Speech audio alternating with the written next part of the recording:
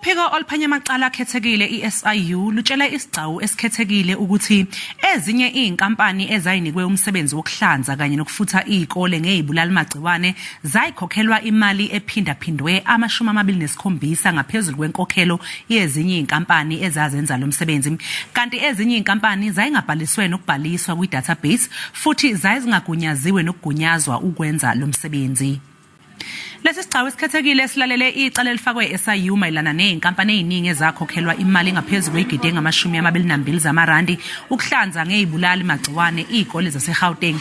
Umnyango wemfundo eGauteng wagxeka kakhulu emva kokuvela ukuthi wachitha imali eyigidi ngamakhulu amane namashumi amathathu nomuvo zamarandi ukuhlanza izikole nyakenye.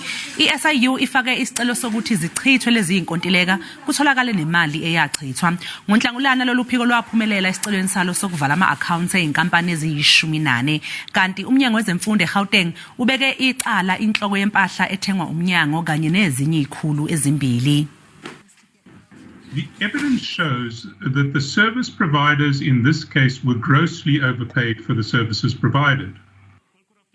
The SIU compared the amounts to the respondent service providers to those paid to service providers at other schools appointed before the procurement process for the provision of similar services.